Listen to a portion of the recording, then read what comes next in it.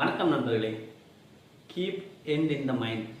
இதில் அந்த ஆத்தர் என்ன சொல்கிறாருன்னா, எப்போதுமே ஒரு ப்ராசஸ் ஸ்டார்ட் பண்ணல, அது வந்து உங்கள் பிஸ்னஸாக இருக்கலாம், உங்கள் ஜாபாக இருக்கலாம், எதுவான இருக்கலாம். இவர் என்ன சொல்கிறாருன்னா, எண்ட் கோலை வந்து மைண்டை வச்சுட்டு ஒரு கம்ப்ளீட் ஃப்ளோ க்ரியேட் பண்ணிக்கோங்க அப்படிங்கிறாரு. அவர் என்ன சொல்கிறாருன்னா, இப்படி இந்த எண்டை வந்து மைண்டை வச்சுக்கிறாங்கன்னா அவர் ஒர்க் பண்ணையில் வந்து பயங்கரமாக வந்து டிஸ்ட்ராக்ட் ஆகிட்டு இருந்தாராம். நிறையா வந்து அவருக்கு வந்து கண்டினியூஸாக வந்து அவர் எஃபர்ட் போட்டால் தான் அவுட்புட் வர மாதிரி இருந்துச்சான். ஆனால் அவர் அதுக்கப்புறம் ஒரு ஃப்ளோ எடுத்ததுக்கப்புறம் இந்த எண்ட் பாயிண்ட்டை மைண்டில் வச்சுட்டு அவர் ப்ராசஸ் க்ரியேட் பண்ணதுக்கப்புறம் அவர் வந்து ஒரு மாதம் இல்லைன்னா கூட அந்த பிஸ்னஸ் வந்து அதுவாக ரன் ஆகிட்டு இருந்துச்சான். அது மாதிரி அவர் செட் பண்ணாராம்.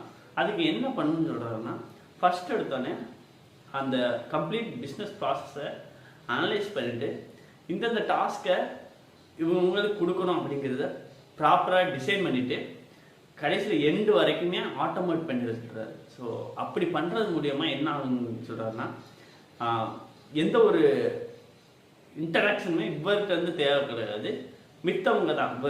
இவர் அலோகேட் பண்ணிருக்க ரிசோர்ஸ் தான் அந்த வேலையெல்லாம் பார்த்துட்டு இருப்பாங்க. ஜஸ்ட் இவர் அதை வாட்ச் பண்ணிட்டு தான் இருப்பார். ஜஸ்ட் எப்பயாச்சும் பிரச்சனை வந்தால் மட்டும்தான் உள்ளே போயிட்டு அதை சால்வ் பண்ணிட்டு வருவார்.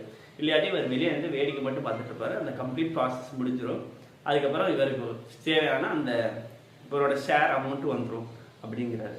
ஸோ இந்த மாதிரி ப்ராசஸ் ஃப்ளோவை எண்டை மைண்டில் வச்சுட்டேன். அவருக்கு ஒரு எக்ஸாம்பிள் எப்படி கொடுத்துருக்காருன்னா, அவர் ஒரு மார்க்கெட்டிங் பிஸ்னஸ் வந்து நிறைய கிளைண்ட்டுக்கு பண்ணியிருக்காரு.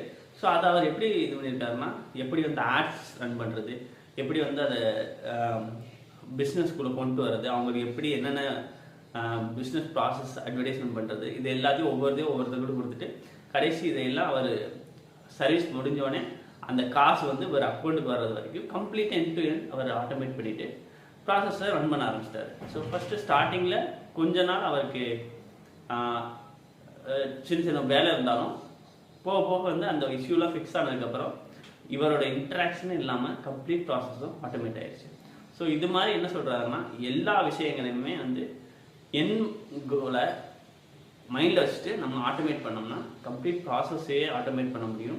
நம்மளுக்கு எந்த ஒரு டிஸ்ட்ராக்ஷன்னா எந்த ஒரு இமெயிலோ ஒரு நோட்டிஃபிகேஷனோ எதுவுமே இல்லாமல் நம்ம வந்து ஈஸியாக வந்து பிஸ்னஸை ரன் பண்ணலாம், நம்ம ஜாபை கண்டினியூ பண்ணலாம் அப்படின்னு சொல்லிட்டு சொல்கிறாரு.